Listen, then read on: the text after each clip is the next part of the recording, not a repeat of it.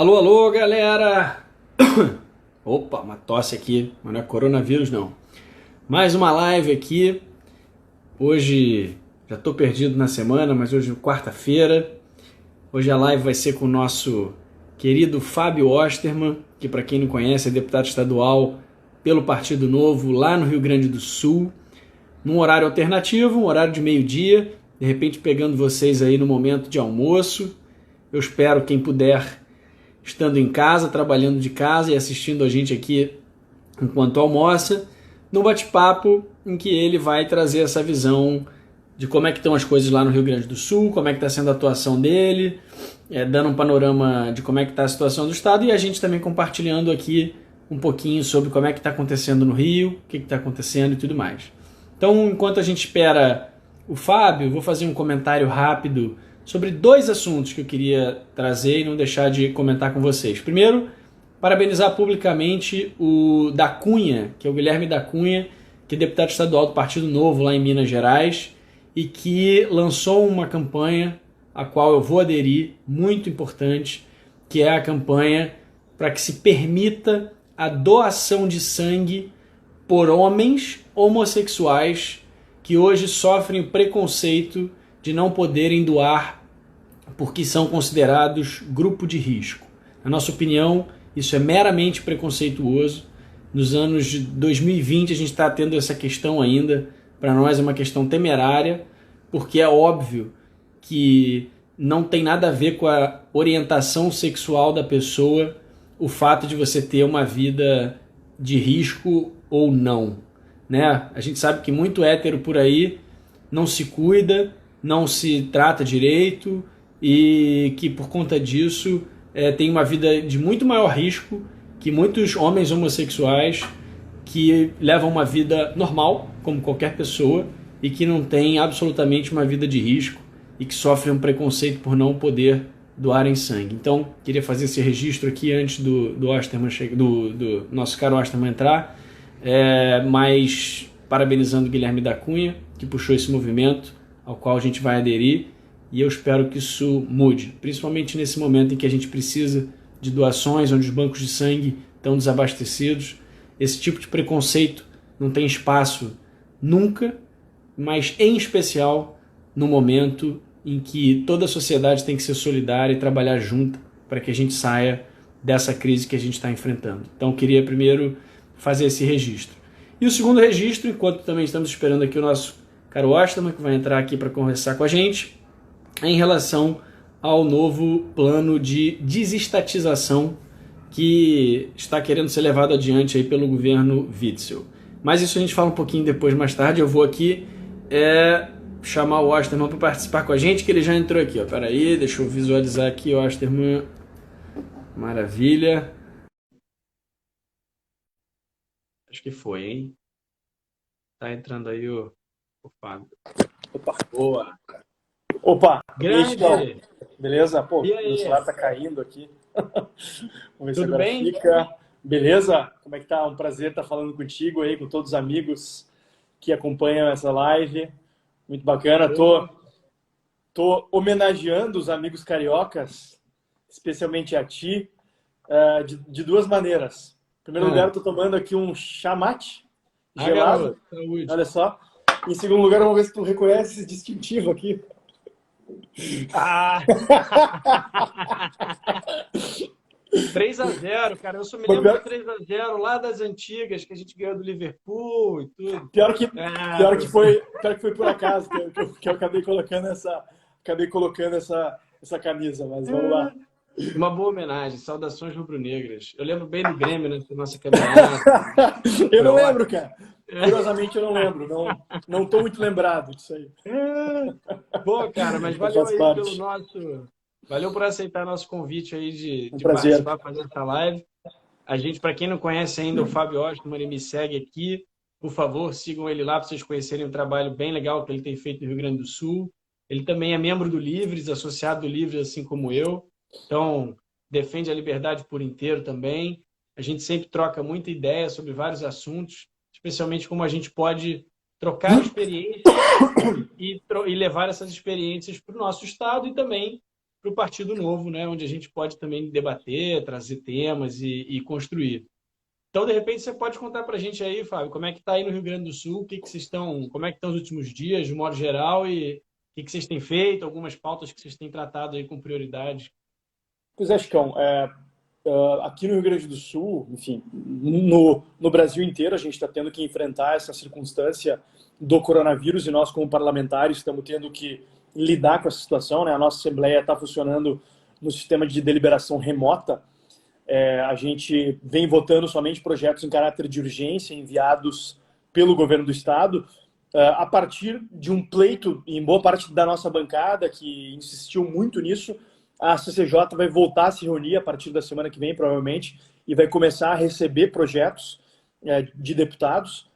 A gente, no momento, não pretende propor nenhuma medida legislativa, né? A gente tem atuado muito mais no campo da fiscalização, buscando contribuir com a resolução dos problemas e buscando evitar problemas também, né? Temos buscado dialogar muito com outros deputados também, às vezes até tentando apagar uma fogueira ali de alguma ideia mirabolante que surja nesse caminho. Então a gente tem se focado mais nisso e também em atuar como interlocutores da sociedade civil, especialmente de regiões aqui no Rio Grande do Sul. O Rio de Janeiro, eu sei que tem 92 municípios, não é isso? Isso aí. O Rio Grande do Sul tem apenas 405 municípios a mais do que o Rio de Janeiro. Então, apesar de termos uma população menor, é uma população muito dispersa, estado afora, né? Um estado de 280 mil quilômetros quadrados. Então, é uma realidade que é muito diferenciada em cada uma das regiões, né? Então, temos buscado construir uma ideia de um distanciamento, até o governador cunhou uma expressão de distanciamento controlado a partir de algumas regiões, que é uma ideia que a gente vinha trazendo já há algum tempo, de ter uma separação setorializada e também regionalizada, né? O Rio Grande do Sul é um dos estados que melhor tem conseguido controlar o alcance da pandemia. Obviamente, o fato de sermos um estado periférico regionalmente nos facilita, né? Somos o estado bem da pontinha sul do Brasil. É muito mais fácil fechar fronteiras internacionais, até porque temos poucas fronteiras secas, efetivamente, mas na fronteira com o Uruguai, que é um país que tem tido poucos casos de contágio, mas em termos de Brasil, só para vocês terem uma ideia, a incidência, em termos de incidência por 100 mil habitantes, o Rio Grande do Sul está na 18ª posição, 8,11 casos por 100 mil habitantes. O Rio de Janeiro, para vocês terem uma ideia, está na 6ª posição, né? É um estado que tem tido uma quantidade muito maior de casos, se não me engano, é o segundo estado do Brasil com mais casos, né? Exatamente. Então a gente enfrenta aqui uma situação bem menos dramática que a de vocês, né? Também em termos de letalidade, a nossa situação é ainda mais favorável. Óbvio que a gente lamenta cada morte que acontece, né? Mas é importante também a gente entender o contexto e entender a situação a partir de uma leitura do cenário, né? Em número de óbitos, o Rio Grande do Sul está na 15ª posição.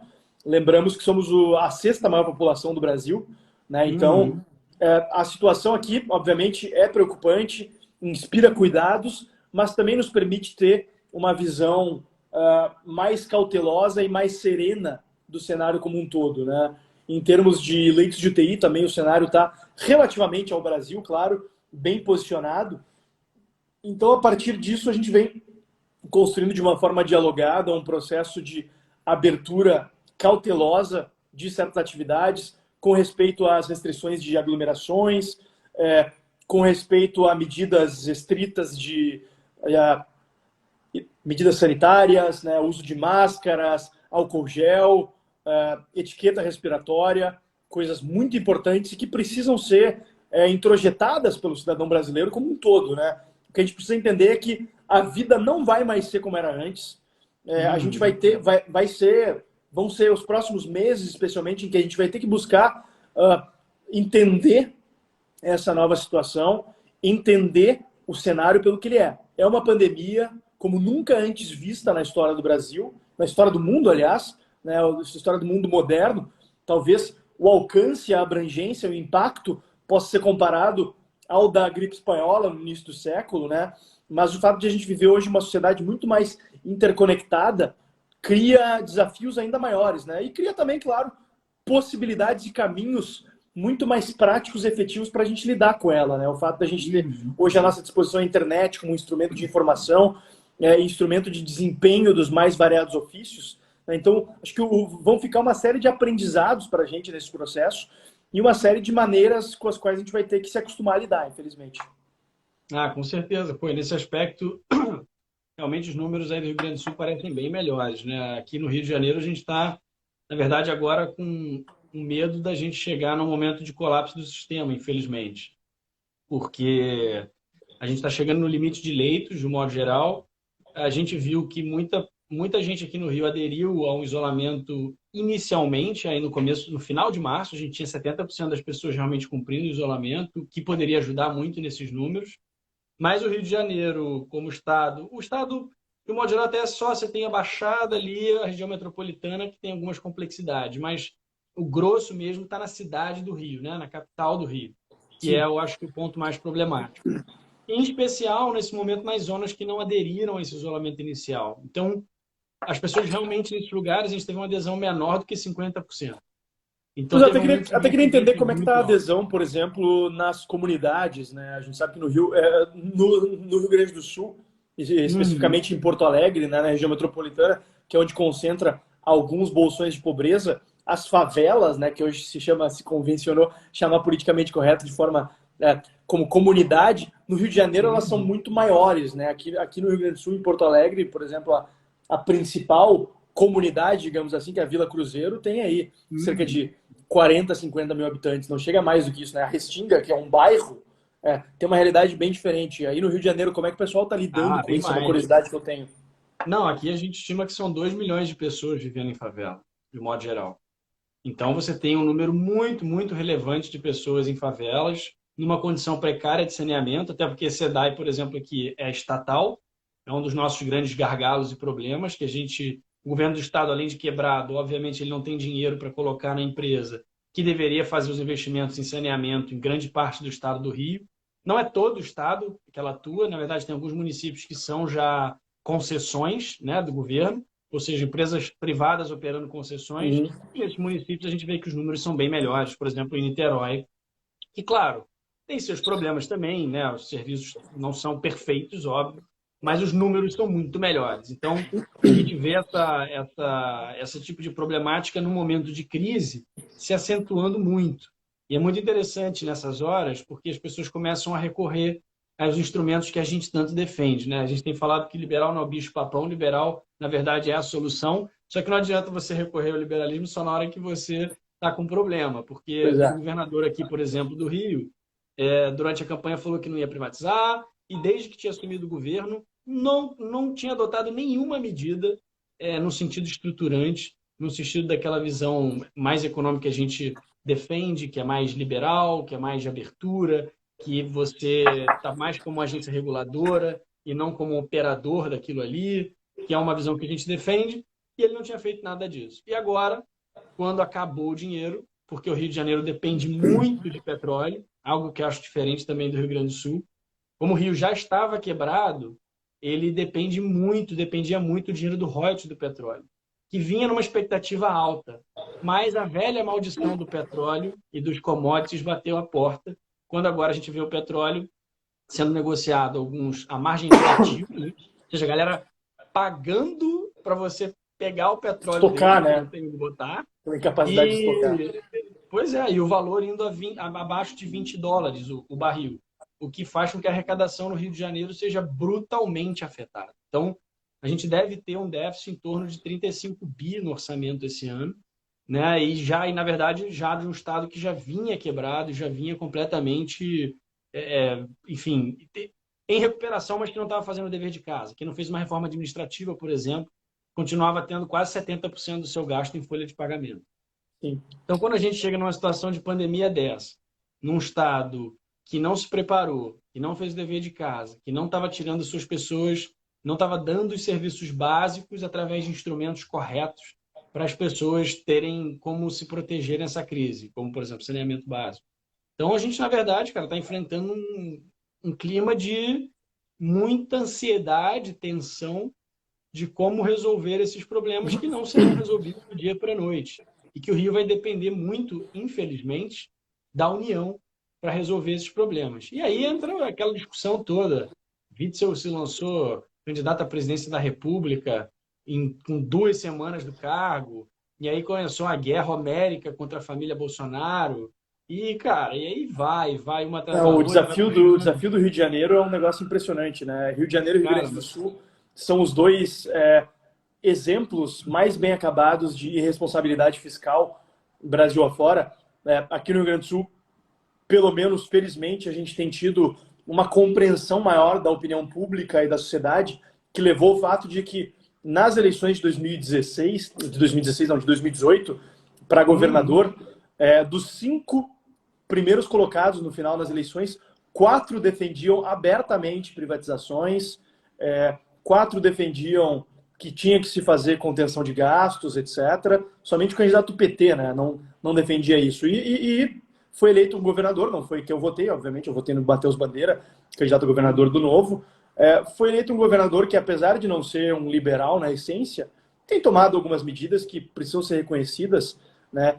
Como tu disseste, antes de a gente chegar num período de calamidade, ele já tinha claro o fato de que a gente não podia ficar esperando um socorro do governo federal, né? E a gente, desde que assumiu o mandato na Assembleia, eu e o Giuseppe, apesar de nós termos uma bancada de 2, assim como o tu e o Freitas são aí, temos sido bastante barulhentos e desde o início pressionando para que as privatizações acontecessem, para que as reformas acontecessem de forma íntegra, de forma coerente, o quanto antes, né? Porque a gente não sabia, claro que a gente não imaginava que fosse acontecer algo como isso, né? Aqui no Rio Grande do Sul, para o mês de abril, por exemplo, a estimativa de queda na arrecadação é de cerca de 700 milhões de reais, que para a gente representa muita coisa, né? A arrecadação aqui é muito menor do que aí. O tamanho da receita do Estado é menor, o tamanho das despesas também é maior, somos um Estado com uma população menor. O Rio acho que ainda tem esse problema histórico, né? Dessa maldição das riquezas naturais, que podem parecer uma bênção nos períodos de bonança, mas quando baixa a água se percebe o quão complicado é, né? Aqui no Rio Grande do Sul, guardadas as devidas proporções, pelo fato de sermos um Estado muito dependente ainda do setor primário, a gente também tem um crescimento da economia limitado, às vezes, pela oscilação da chuva, pelas intempéries climáticas, né? Mas ainda assim, acho que aqui a gente tem uma vantagem de ter talvez um avanço maior da opinião pública sobre o fato de que, olha, as reformas são realmente inadiáveis, né? E acho que o fato da gente não ter nos últimos tempos, essa percepção falseada pelo boom das commodities nos facilitou e nos serviu de forma pedagógica para a gente lidar com a crise, né? Nós tivemos, durante o governo José Ivo Sartori, que foi o governador anterior, 4 anos muito duros, em que praticamente desde o início do governo, servidores do Poder Executivo, que são a base do serviço público no Estado, tendo salários pagos parceladamente, né? Aí no Rio de Janeiro eu sei que também se passou por uma situação bastante complicada nesse sentido, mas aqui a gente teve um efeito pedagógico essa crise nesse momento, né? E por essas e outras que eu lamentei a aprovação na Câmara do PLP 149, que cria um fôlego artificial para estados como os nossos, né? Claro que a gente fica numa situação complicada essa, né? De ser deputados estaduais, está vendo a situação das finanças estaduais, as carências do dia a dia, mas é uma irresponsabilidade muito grande se aprovar ajudas sem contrapartidas que criam uma sensação artificial, injusta e irreal de tranquilidade financeira e vão fazer com que o governo não faça reformas tão profundas quanto deveriam fazer, né? Não sei se tem percepção similar, mas aqui está claro, né? A gente tem que abordar questões como o tema dos duodécimos, a gente tem que abordar questões como aumentos dos poderes e que estão sendo deixados para um segundo plano, porque se vai ter agora esse reforço, essa bolha de ar que vai aparecer e vai salvar a gente de se afogar. Não, aliás, esse ponto aí que você trouxe, que eu achei uma ideia sua ótima, que a gente queria inclusive replicar aqui no Rio, foi de questionar a própria existência desses duodécimos, a forma como ele é calculado, né? Se não me engano, foi a ideia que vocês tiveram. Explica um pouquinho para a gente aí sobre isso, mas só contextualizando, acho que o que me chamou muita atenção foi que muitas vezes a gente fica correndo atrás do próprio rabo e não lembra da origem do problema. E quando a gente questiona a origem do problema, foi porque eventualmente foi uma solução mal pensada num passado em que a gente acaba pagando o preço hoje que a gente fica correndo atrás para resolver. Né? Essa questão de repasses obrigatórios, por exemplo, sem nenhum tipo de controle de fato, de verdade, não no papel, mas nenhum tipo de controle de resultado, leva a situações muito estranhas. Porque, por exemplo, a gente tem aqui no Rio de Janeiro a UERJ, que é gigantesca, é muito importante no Estado, sim, como uma universidade, é uma das mais importantes, se não a mais, eu acho, importante do Estado do Rio, que tem um orçamento brutal, tem um repasse imenso e a governança e os resultados não ficam claros. Então, é muito interessante porque a gente discute a importância de uma universidade, e isso eu acho que é ponto pacífico. Ninguém vai dizer que uma universidade não é importante, ou uma universidade é algo ruim. Claro que não, impensável, claro que não. Mas, por outro lado, a forma como ela é gerida, a forma como esses recursos são repassados, e de fato se há um resultado na ponta, isso deveria ser debatido sem que a gente levasse a um lugar onde até muitas vezes a esquerda leva, que é, se você está querendo debater, então é porque você é contra, então porque você quer destruir a universidade, então porque você, enfim, vira uma briga de DCE, como se fosse um diretório central de estudantes, debatendo algum tipo de coisa, quando no fundo o que a gente quer é que a população tenha resultado. Então, conta pra gente um pouquinho aí essa questão dos duodécimos que vocês levantaram aí no Rio Grande do Sul. A questão, até para explicar para o pessoal, duodécimos são as parcelas mensais do orçamento anual que o Tesouro do Estado é obrigado a repassar para os poderes e órgãos com autonomia orçamentária financeira. E isso, o fato de ele ser obrigado a, em primeiro lugar, repassar essas parcelas para os poderes e órgãos antes de pagar os seus servidores, faz com que muitas vezes, aqui no Rio Grande do Sul, acontece todos os meses, aí também no Rio, imagino que seja um cenário bastante corriqueiro, falte dinheiro para pagar em dia os servidores do Poder Executivo, que são o grosso do número de servidores. E, especialmente em um momento de crise como esse, de crise sanitária, são o grosso dos servidores que estão na linha de frente, né? Além de serem, em média, os salários mais baixos, porque o Poder Executivo abriga profissionais da saúde, da segurança pública, da educação, né, que, especialmente da saúde, têm sido especialmente demandados nesse momento, e tem que lidar ainda mais com o fato de estarem com salários parcelados. Enquanto que procuradores, promotores, defensores públicos, desembargadores, deputados recebem o salário em dia. Então, a ideia de rever essa regra é estabelecer o seguinte, porque hoje, na nossa Constituição, imagino que na Constituição Estadual de vocês também, está estabelecido que os duodécimos são repassados a partir do valor orçado na lei orçamentária anual aprovada no ano anterior pela Assembleia. A nossa proposta, só que acontece com muita frequência em períodos de crise, especialmente uma super crise como essa, que os valores efetivamente arrecadados são muito inferiores aos valores orçados, né? Então, sob as regras atuais, o governo teria que passar mesmo, diante dessa regra, dessa queda de arrecadação, teria que repassar o valor que foi efetivamente orçado e não arrecadado. O que a gente quer mudar é exatamente isso. A gente quer fazer o que não. A gente não quer sufocar, esgoelar, provocar problemas na prestação de serviços dos poderes e órgãos. Mas a gente tem que ter uma conexão com a realidade. Porque essa atual regra é um incentivo adicional para que esses órgãos se mantenham em uma realidade paralela da crise fiscal gravíssima que os nossos estados vivem, né? Então, o que a gente está defendendo é que haja a aprovação de uma PEC que estabeleça que os duodécimos serão repassados a partir do valor efetivamente arrecadado a cada mês, né? Então, espero que esse debate se amplie para outros estados, espero que vocês possam pautar esse tema aí. Existe uma discussão sobre se isso é de competência de iniciativa exclusiva do governador ou não. A gente acredita que, por uma questão de responsabilidade perante a sociedade, essa medida teria um impacto especialmente forte se viesse de iniciativa do governador, mas o nosso governador aqui já demonstrou desinteresse em apresentar essa pauta. Nós vamos enviar nessa semana um ofício assinado por vários deputados pedindo que ele apresente. Caso ele não apresente, nós vamos apresentar e vamos fazer também esse debate político, jurídico, se necessário, porque a atual situação é lastimável, né? É insustentável, é injusta com os servidores, é injusta com a população que recebe esses serviços públicos e precisa ser mudada. Não, perfeito. Aqui já tem até alguns projetos. O deputado Renan Ferreirinha aqui propôs que o excedente desses fundos voltasse, né? Quer dizer, o que tivesse sobrando não fosse usado, voltasse para o Tesouro.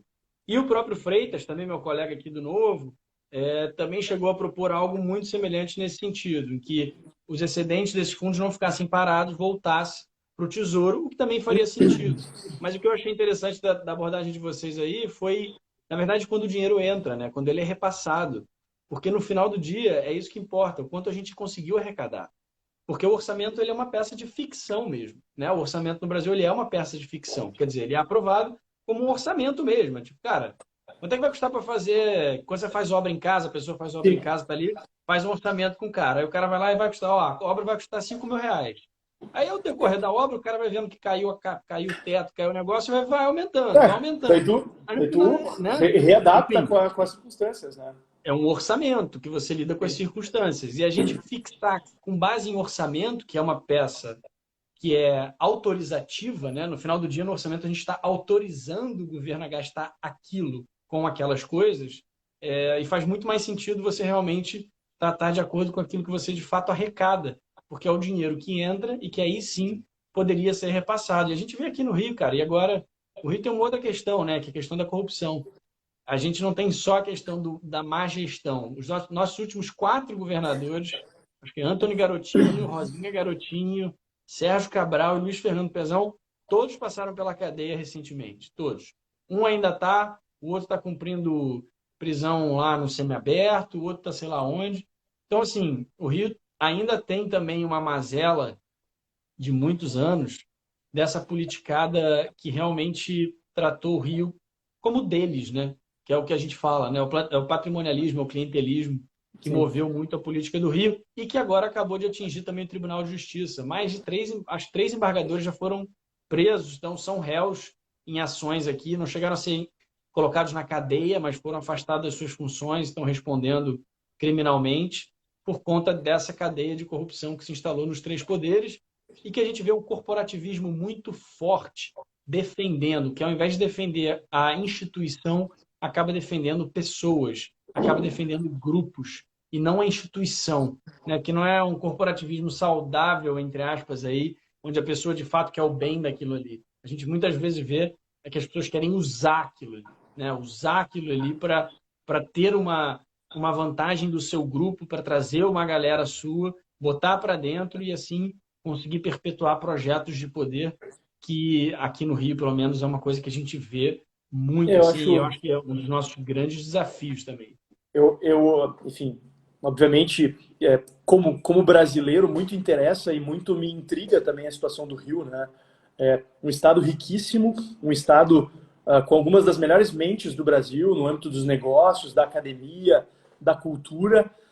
É um estado que acabou tendo, eu acho curioso e acho que fica especialmente reforçado o papel de vocês, o papel da bancada de vocês na Assembleia, da nossa futura bancada na Câmara dos Vereadores. Espero que elejamos muitos vereadores aí na cidade do Rio de Janeiro. Também da nossa representação federal por meio do Paulo Ganini. Fica especialmente reforçada a importância de vocês em meio ao fato de que o centro no Rio de Janeiro, o centro na política, acabou sendo soterrado por esses casos absurdos de corrupção, né? Então, o Rio de Janeiro, olhando de fora, me parece que acabou... os 2 eixos da política acabaram se radicalizando muito, né? A política do Rio de Janeiro acabou muito polarizada entre o bolsonarismo, que aí, enfim, nasceu aí, né?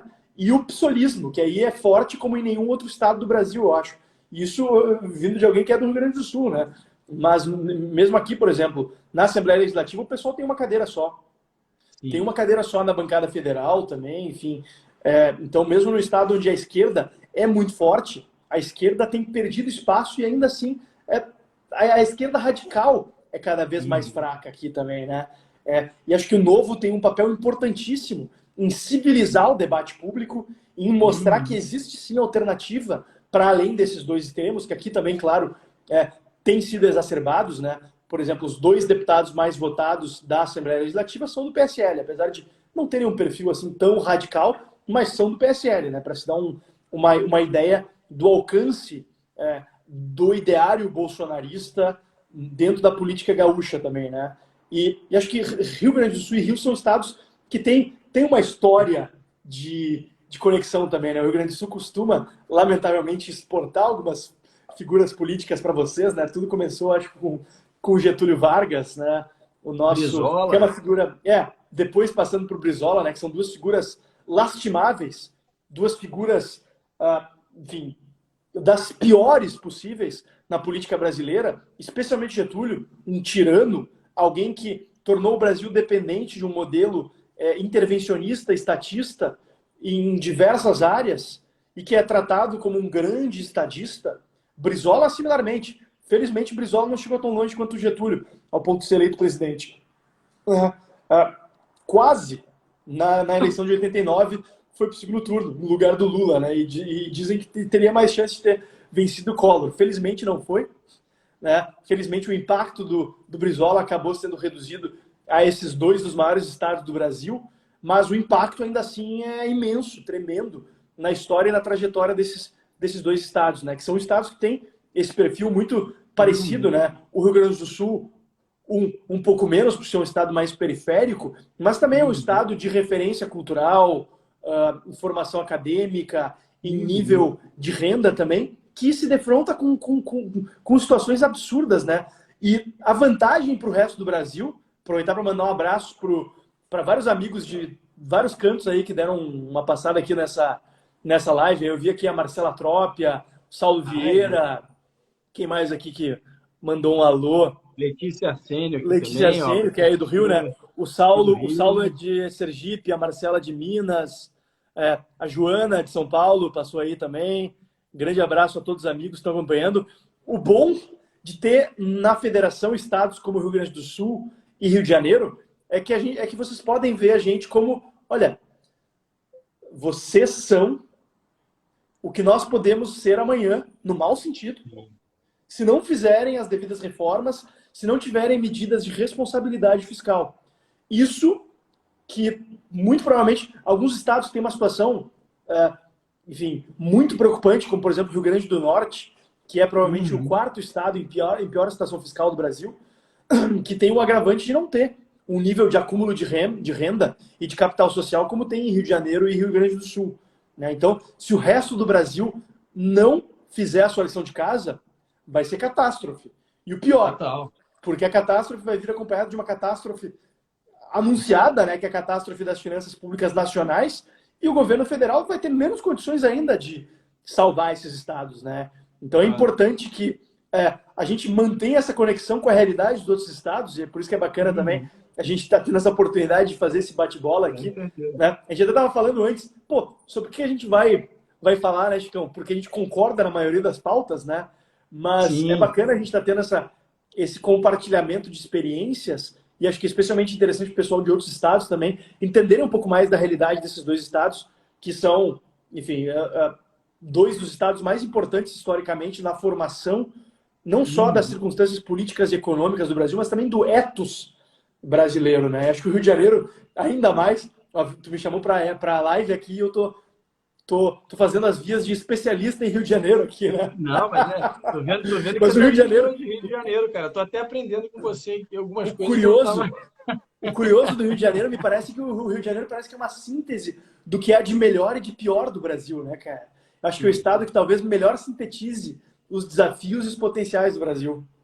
Verdade, cara. E aí você tocou num ponto que eu tô vendo o pessoal comentar aqui embaixo, que é um tema que normalmente eu e você, por sermos vocais um pouco nisso, é a questão do bolsonarismo, né? E o fato do bolsonarismo ter nascido aqui no Rio e como é que ele tem se espalhado por todo o Brasil e como é que a gente tem visto cenas cada vez mais radicalizadas de pessoas que estão, na minha opinião, se parecendo cada vez mais com o petismo que a gente viu, um petismo cego, assim como a gente está vendo agora, na minha opinião, um determinado grupo que vem dando um suporte aí a um bolsonarismo, na minha opinião, também cego e não só acrítico, mas também levando a gente para um lugar que certamente nós não gostaríamos de revisitar, né? Vamos dizer, vamos colocar dessa forma. E aqui no Rio isso ainda é muito forte e eu vejo uma vontade das pessoas muito grande da gente sair disso, né? Como é que a gente sai disso? Eu acho que está todo mundo cansado. Eu acho que nós estamos também cansados. A gente está sendo levado literalmente à exaustão. E se não bastasse uma pandemia, a gente ainda tem que lidar com um gabinete de ódio, com ódio nas redes, com uma polarização muito grande, como se o Brasil se resumisse a ou você é comunista esquerdista ou você segue Bolsonaro e ninguém e é isso, né? Como se o Brasil se resumisse a isso e a gente sabe muito bem que nem o Brasil nem o Rio de Janeiro se resumem a isso. Eu não sei como é que está aí no Rio Grande do Sul, mas aí entrando um pouquinho nisso, eu queria falar um pouco de liberalismo, porque eu acho que ao longo da nossa história no Brasil os liberais sempre fizeram uma aposta sempre no campo apenas econômico, né? No campo onde a economia, a solução liberal sempre foi vista como a solução mais clara, a solução que trabalhava melhor os temas, que era mais realista, que trabalhava os números, os dados, a ciência. Então, os liberais, mal ou bem, sempre estiveram muito ligados à parte econômica. E, na minha opinião, aí eu queria saber a tua também, eu acho que a gente precisa trabalhar a parte dos valores também do liberal por inteiro. Do liberal que a gente chamou ali no... Não sei o que é o liberal social, vamos dizer assim, a pessoa que fala mais do campo também dos valores da liberdade do indivíduo, da liberdade do ser humano, da liberdade daquilo que você possa exercer. Que o da Cunha, até antes de você entrar, estava mencionando isso, elogiando o Guilherme, nosso deputado estadual lá em Minas, que puxou uma bandeira agora, por exemplo, do preconceito com a doação de sangue por homens homossexuais que são considerados hoje como grupo de risco, sem nenhum parâmetro científico para isso, porque não faz sentido, no século XXI, a gente está falando que homens sexuais necessariamente são do grupo de risco, sendo que a gente vê muito heterossexual aí tendo uma vida muito mais arriscada em diversas situações do que uma quantidade grande de homossexuais, homens que podem levar sua vida absolutamente normal, como qualquer outra pessoa, mas não podem doar sangue no momento, por exemplo, em que a gente está com os bancos de sangue vazios. Né? Como é que você... O que você pensa sobre isso? Assim, como é que você está vendo isso? E destacando também a tua inteligência emocional num episódio onde você defendeu e foi ofendido, claramente ofendido, mas se manteve como um lorde ali, num programa de rádio em que o apresentador simplesmente surtou e começou a te ofender no momento em que você discutiu uma nova política, uma nova visão em relação à política de drogas, que, na minha opinião, também deveria ser pensada de uma forma bem mais racional e trabalhando em cima de uma questão da democracia liberal e das liberdades individuais. Então, Perfeito, parabéns pela tua postura também. Depois eu quero saber de onde você tirou aquela força zen para se manter com aquela inteligência emocional. Mas acho que a gente pode puxar um pouquinho esse assunto, que é um assunto polêmico, um assunto que levanta debate, mas eu não acho que é um assunto que a gente deva fugir porque é polêmico, né? Eu acho que a gente não pode fugir do assunto polêmico porque é polêmico. A gente tem que debater o polêmico porque ele é polêmico, justamente o contrário. Perfeito, né? perfeitamente. E nesse sentido, acho que nós não somos mandatários associados do Livres também por acaso, né?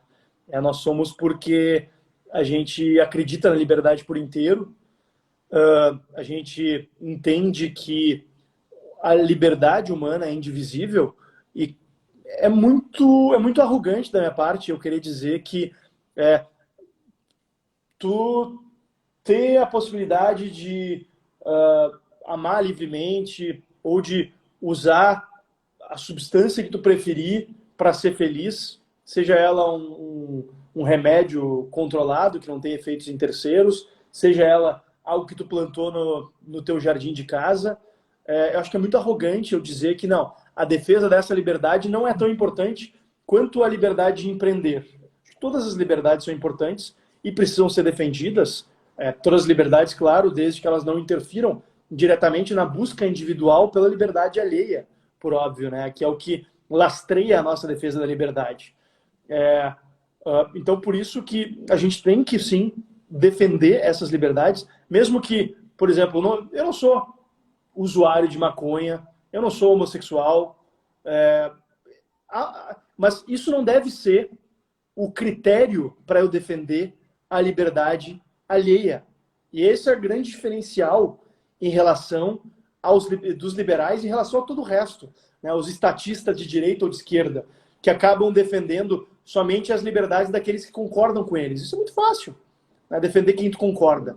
O grande desafio da liberdade e o grande desafio ético que coloca os liberais num patamar ético superior, e eu digo isso sem a menor falsa modéstia, os liberais estão num patamar ético superior porque defendem a única maneira de a gente ter uma harmonia social que não crie ressentimentos em estratos específicos da população que fiquem achando que, o que vai ser da minha vida se eu for governado por um cara que defende que ser homossexual é uma doença? O que vai ser da minha vida se eu for governado por alguém que defende que ser empreendedor é um crime? Né? O que vai ser da minha vida diante disso? Né? Os liberais são os únicos que apresentam uma resposta coerente para esses dilemas, para essa diversidade da vida humana. Né? Cada ser humano é um universo em si próprio. Não cabe a um político, a um juiz, a um promotor dizer o que é certo para a vida de alguém se a pessoa, na sua busca individual pela felicidade, não lesar direitos e liberdades de terceiros. Né? E é isso que a gente busca defender. Eu, sinceramente, tem muita gente que fala assim, se seguir defendendo legalização da maconha vai perder votos. Eu vou dizer, eu estou um pouco me lixando para isso. Tá? Eu não entrei para a política para ser eleito e reeleito. Tá? Se eu quisesse simplesmente ser eleito e ganhar votos, eu teria ficado no PSL. Para quem não sabe, eu era do PSL antes do Bolsonaro chegar. Quando o Bolsonaro chegou, eu fui embora. Eu era membro do Diretório Nacional, da Executiva Nacional, presidente estadual do Rio Grande do Sul, relator do Conselho Nacional de Ética. Ou seja, eu tinha tudo para ficar lá e falar assim, sim, Bolsonaro, grande cara, e ser eleito deputado federal mais votado no Rio Grande do Sul. Só que não, eu não quis. Eu acho que as minhas convicções, os meus valores precisam estar em primeiro lugar em relação a uma pretensão, a uma ambição desmedida para simplesmente ter exposição, ganhar likes, ganhar votos, etc. Né? Até porque a gente tem uma vantagem muito grande ao nosso favor, né? Nós somos relativamente jovens, né? Então o tempo está ao nosso favor e o processo histórico no Brasil está ao nosso favor. Né? Então, eu nunca me preocupei com voto. Sinceramente, felizmente, fui muito bem votado nas eleições de 2018, com quase 50 mil votos, mas não defendi ideias pensando em isso vai me dar mais votos, isso vai me dar menos voto. Eu acredito em defender o que é certo, em defender o que é coerente, em defender o que é melhor para o Brasil. Em relação a esse episódio que aconteceu na rádio, foi um negócio muito bizarro, né, cara? Quem não viu, procura no meu YouTube aí, no meu canal, tá lá, procura por fui censurado, corta o microfone dele, enfim, eu botei. Bizarro, né?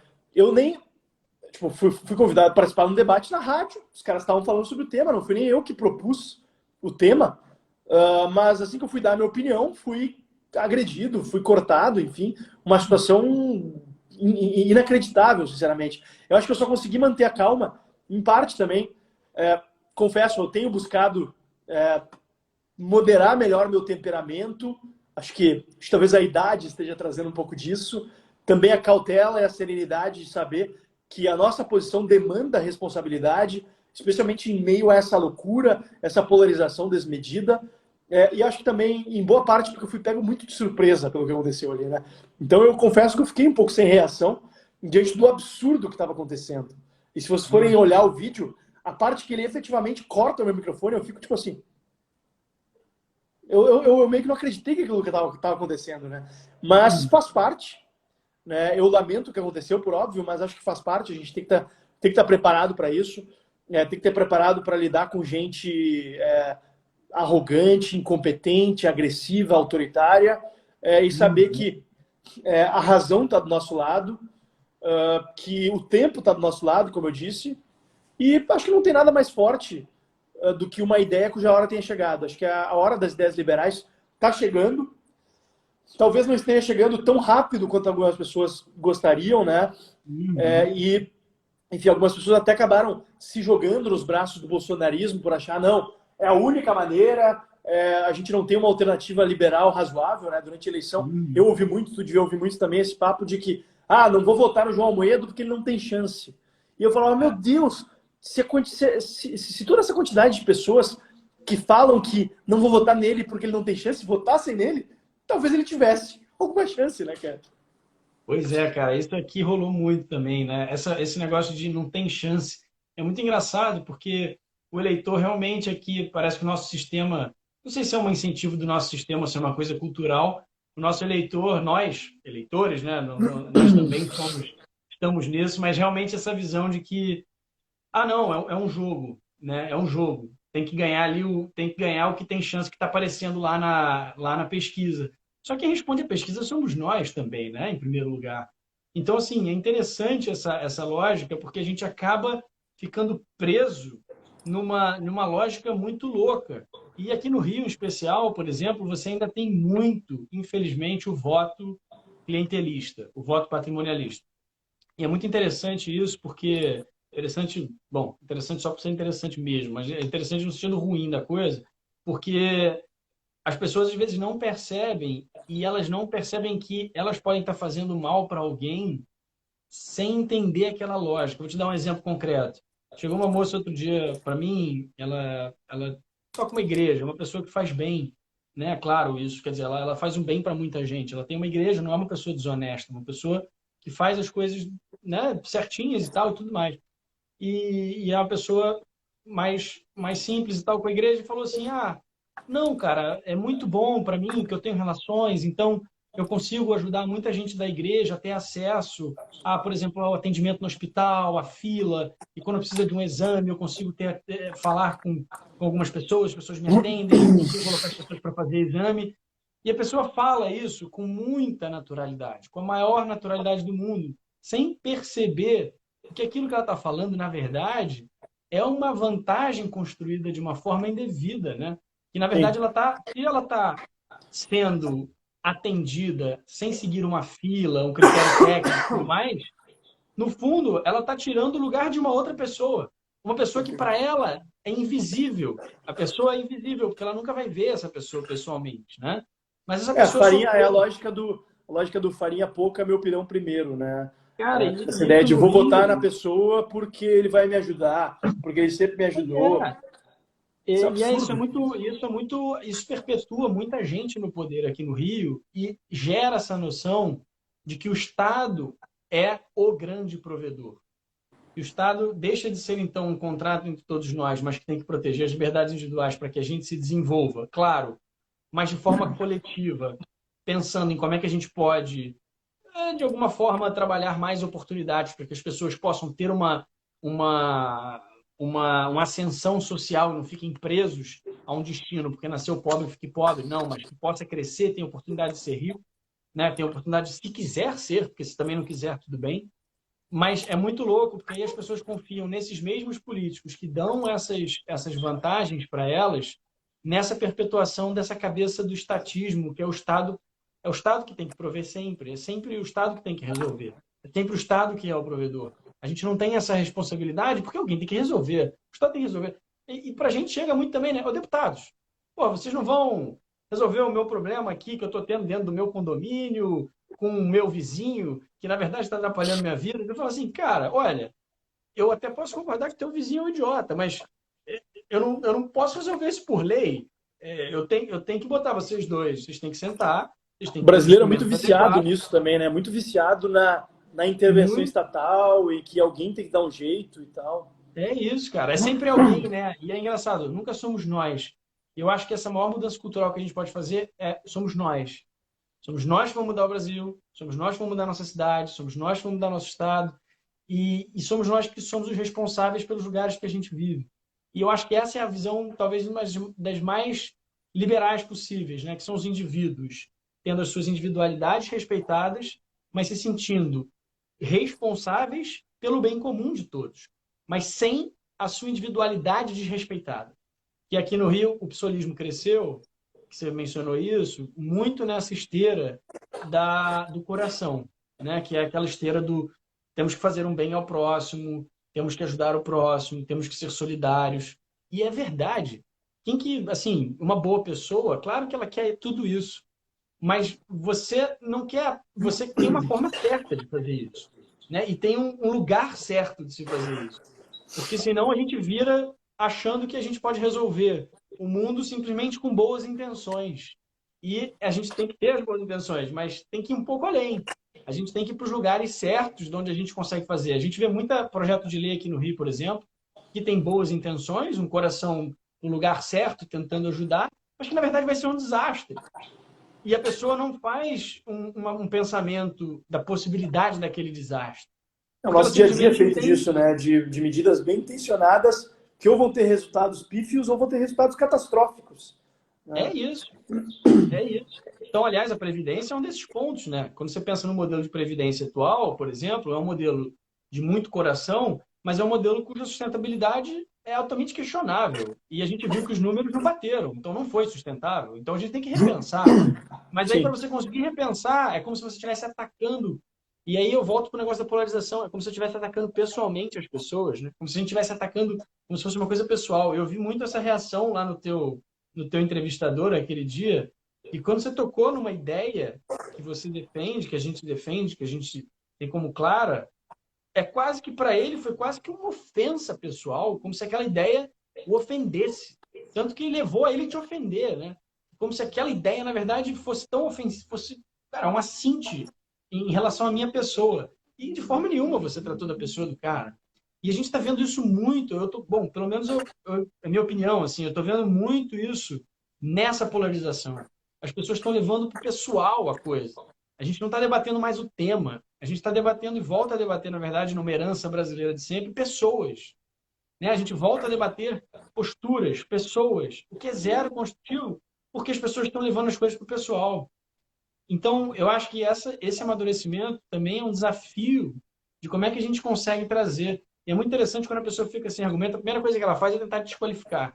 A primeira coisa que ela faz é tentar recuperar uma história de alguma coisa que ela distorça para você parecer que o mensageiro está matando o mensageiro. Né? É Ou se não verdade. tiver história nenhuma, ela quer te inventar uma sobre você, que o que importa é te desqualificar. Então, acho que nosso desafio também, para resolver os grandes desafios que a gente tem, né? Como a gente falou aqui do fiscal, da questão de desenvolvimento, da questão até humana, eu acho que um dos grandes desafios que a gente tem é como, como sociedade, nós conseguimos parar essa insanidade que a gente vive hoje, que mina completamente o debate de ideias e que escapou para um plano pessoal que só vai resultar, na minha opinião, onde é que isso para? Onde é que isso acaba? Né? Onde é que a gente vai... Onde é que isso vai acabar? É. Eu fico Vai muito acabar na quando a dúvida. gente dizer chega, né? Quando a gente, como sociedade civil e como sociedade política, disser chega. Para chegar até lá não é um caminho fácil, né? Nós precisamos ter um alcance maior. Por isso é importantíssima a participação de todo mundo aí que está assistindo a live, que acompanha nosso trabalho, né? De buscar nos ajudar a reverberar essas ideias, essas abordagens dos temas públicos, para que a gente tenha um alcance maior, efetivamente. Né? Eu não estou falando nem de eleição, reeleição, enfim, eu pessoalmente não sei se eu vou me candidatar em 2022 ou a que vou me candidatar em 2022. Eu me preocupo muito mais em ver que as ideias avancem, que a gente tenha... Se eu chegar no momento que eu vi que eu já dei minha contribuição nisso, eu quero, e eu sinto muita falta de voltar à minha vida anterior, de voltar ao meu trabalho como professor universitário, pesquisador, enfim, eu quero muito voltar a isso, mas no momento eu acho que a gente está vivendo um momento histórico em que pessoas como nós, que têm essa abordagem, essa visão, precisam estar na política dando sua contribuição. Né? Eu espero com isso incentivar muita gente, né? Eu sei que estava a Letícia aí, que espero que seja candidata, não sei se ela já foi aprovada no processo seletivo do Novo aí, mas espero que seja candidata. Como é que é? Acho que foi. Foi? Tomara que tenha sido. Espero que tenha outros pré-candidatos nos ouvindo aí também, que se sintam inspirados pelo fato de que é sim possível ter uma postura coerente, embasada em evidências, em bons valores, ter uma postura ponderada diante dos desafios do dia a dia, ser uma pessoa decente e estar na política. Né? E acho que esse é o nosso desafio de mostrar isso para as pessoas e de tocar adiante. Acho que eu tenho sessão agora às 2 da tarde.